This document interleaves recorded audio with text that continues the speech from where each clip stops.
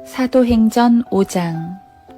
한편 아나니아라고 하는 어떤 사람은 자기 아내 삽비라와 함께 자기 소유를 팔아 그 대금의 일부를 감추니 그의 아내도 그 일을 알더라.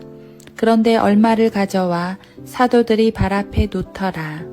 그러자 베드로가 말하기를, 아나니아야, 어찌하여 사탄이 너희 마음을 가득 채워 성령께 거짓말하게 하며 또 토지 대금 일부를 감추었느냐? 땅이 그대로 있을 때도 너희 것이 아니었느냐?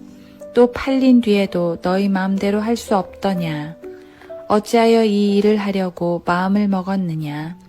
네가 사람에게 거짓말을 한 것이 아니라 하나님께 하였느니라고 하니, 아나니아가 이 말을 듣고 쓰러져 숨을 거두더라. 그러므로 큰 두려움이 이 사실을 들은 모든 사람 위에 임하더라. 그러자 젊은 사람들이 일어나 그를 싸서 밖으로 메고 나가 장사하니라. 약 3시간쯤 지난 후 그의 아내가 무슨 일이 있었는지 모르고 들어오니 베드로가 그녀에게 대답하기를, 너희가 판 토지 대금이 이것뿐인지 말하라 하니 그녀가 말하기를, 예, 그것뿐이니이다 라고 하더라. 그러자 베드로가 그녀에게 말하기를, 어찌하여 너희가 주의 영을 시험하려고 공모하였느냐? 보라, 너희 남편을 장사한 자들의 발이 문 앞에 이르렀으니 이제 그들이 너를 메고 나가리라 하자. 그녀가 즉시 그의 발 앞에 쓰러져 숨을 거두니 젊은 사람들이 들어와서 그녀가 죽은 것을 알고 밖에 내어다가 그녀의 남편 곁에 장사하더라. 큰 두려움이 온 교회와 이 사실을 들은 모든 사람에게 임하니라. 또 사도들이 손을 통해 많은 표적과 이적이 백성 가운데서 일어나니 그들이 모두 하나가 되어 솔로몬의 행각에 모이더라. 그 나머지 사람들 중에는 아무도 감히 그들에게 동참하지 아니하였으나 백성은 그들을 칭찬하더라. 그때 믿는 사람들이 더 많이 죽게 더해졌고 사람들과 여자들의 수가 허다하더라. 더욱이 병든 자들을 길거리로 메고 나가서 침상과 자리 위에 뉘어놓으니 이는 베드로가 지나갈 때 그 그림자라도 그들 가운데 어떤 사람에게 덮이기를 바람이더라. 무리가 예루살렘 근처 성읍에서 병든 자들과 더러운 영들에게 괴로움을 당하는 사람들을 데리고 왔는데 모두 치유되더라. 그러자 대제사장과 그와 함께한 모든 자, 곧 사두개파가 분노로 가득 차서 일어나 사도들을 잡아다가 감옥에 넣더라.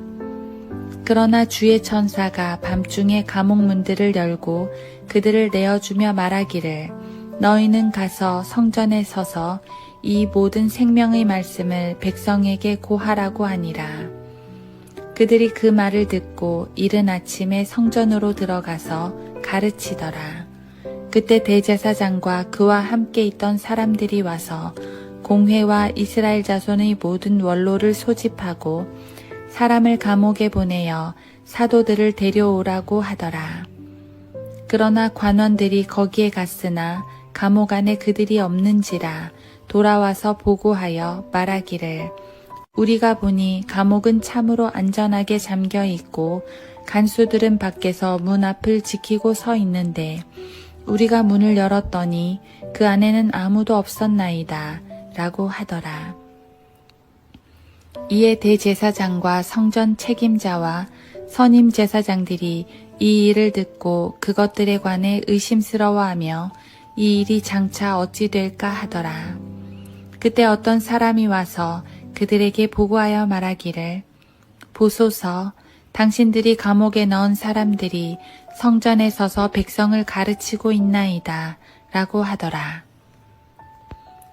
그리하여 성전 책임자가 관원들과 함께 가서 그들을 데려올 때 강제로 하지 아니하였으니 이는 사람들이 돌로 칠까 두려워함이더라.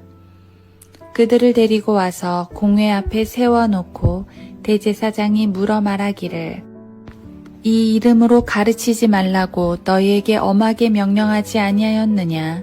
그런데 보라, 너희가 예루살렘을 너희 교리로 가득 채워서 이 사람의 피를 우리에게 돌리려 하는도다 라고 하더라. 그때 베드로와 사도들이 대답하여 말하기를 사람보다 하나님께 순종하는 것이 마땅하도다. 너희가 나무에 매달아 죽인 예수를 우리 조상의 하나님께서 살리셨느니라. 이분을 하나님께서 오른손으로 높이셔서 통치자와 구주가 되게 하셨으니 이는 이스라엘의 회개와 죄사함을 주시기 위함이라. 우리는 이런 일에 대한 그의 증인들이요 또 하나님께서 그분께 순종하는 사람들에게 주신 성령도 그러하니라고 하더라. 그들이 이 말을 듣고 마음이 상하여 사도들을 죽이려고 의논하니라. 그때 가말리엘이라고 하는 한 바리새인이 공회 중에서 일어서니 그는 율법 박사로 모든 사람의 존경을 받는 자라. 사도들을 잠시 밖에 나가 있게 명하고 나서 사람들에게 말하기를 너희 이스라엘 사람들아 너희가 이 사람들에 관하여 행하려고 하는 일을 스스로 조심하라. 이전에 드다가 일어나서 자기가 무엇이나 된 듯이 스스로 자랑함으로 약 400명이나 되는 사람이 그에게 가담하더니 그가 살해되자 그를 추종하던 자들이 다 흩어져서 남아있는 자가 없었느니라. 그 사람 다음에도 조 등록하던 때에 갈릴리 사람 유다가 일어나서 많은 사람을 꾀어 자기를 따르게 했으나 그도 죽으니 그를 추종하던 자들이 다 흩어졌느니라. 그러므로 이제 내가 너희에게 말하노니 이 사람들을 상관 말고 내버려 두라. 만일 이 이론이나 행동이 사람에게서 비롯된 것이면 곧 무너져 버릴 것이요 그것이 하나님에게서 비롯된 것이면 너희가 그것을 무너뜨리지 못할 것이니 도리어 너희가 하나님을 대적하는 것으로 알려지지 않도록 하라고 하더라. 그러자 그들이 가말리엘에게 설득되어 사도들을 불러서 때리고 예수의 이름으로 말하지 못하도록 명령한 후에 놓아주니라. 사도들은 그분의 이름을 위해 모욕을 받기에 합당한 자로 여겨짐을 기뻐하며 공회 앞을 떠나니라. 그들이 성전에서나 각 집안에서 날마다 예수 그리스도를 가르치고 전파하는 것을 쉬지 않더라.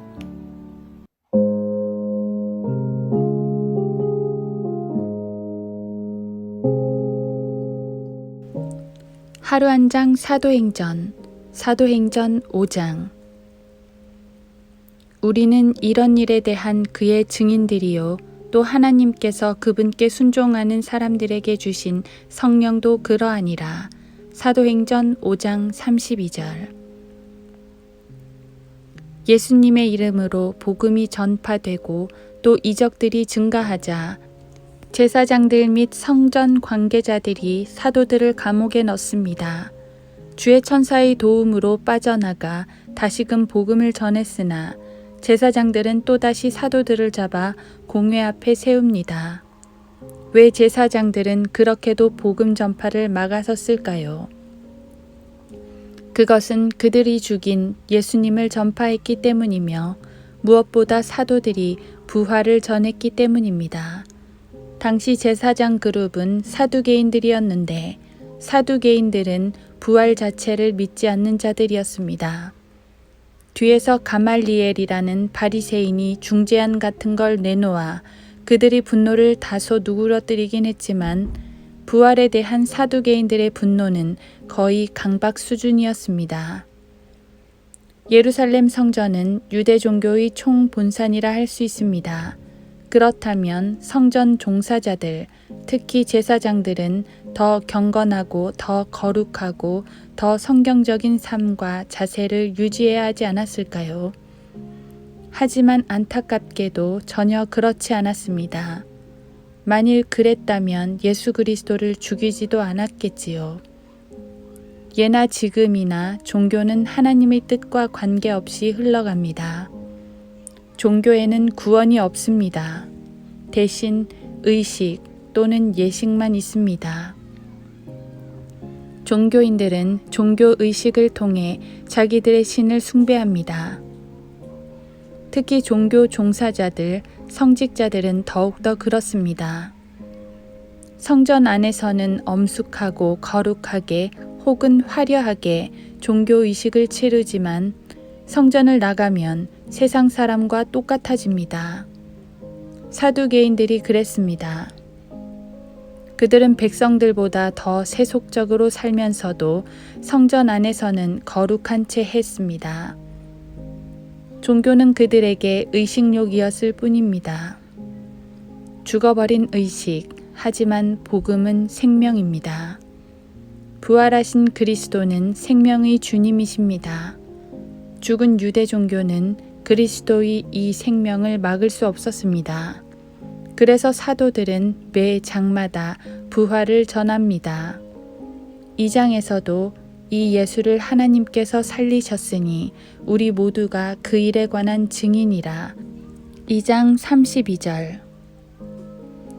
3장에서도 너희가 생명의 통치자를 죽였으나 하나님께서는 그를 죽은 자들로부터 살리셨으니 우리가 이 일의 증인들이라. 3장 15절. 4장에서도 하나님께서 죽은 자들로부터 살리신 나사렛 사람 예수 그리스도의 이름으로. 4장 10절. 그리고 여기 5장에서도 32절. 부활은 그들 메시지의 핵심이었습니다.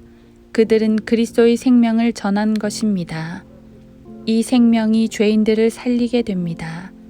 이 생명이 없는 자들은 죽은 자들입니다. 부활을 거절한 유대 종교가 죽은 종교이듯이 그리스도의 생명이 없으면 오늘날 교회들도 죽은 교회가 됩니다.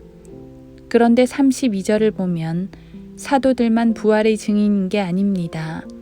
증인이 한 분 더 계시니 바로 성령님입니다. 이 사실은 매우 중요합니다. 만일 예수님의 부활을 직접 목도한 사도들만 증인이라면 우리는 증인이 될 수 없습니다. 우리는 예수님이 부활하신 것도 우리 눈앞에서 하늘로 올라가시는 것도 못 봤습니다. 하지만 그분의 영이신 성령께서 분명한 증인이 되십니다. 그리고 사도들 안에 계셨던 성령님은 지금 우리 안에도 계십니다. 그래서 성령을 소유한 우리도 증인이 될 수 있습니다. 우리 안에 계신 성령님께서 분명히 증거하시기 때문입니다. 우리는 부활의 증인이며 생명의 증인입니다. 우리 안에 있는 그리스도의 생명은 그 누구도 막지 못합니다.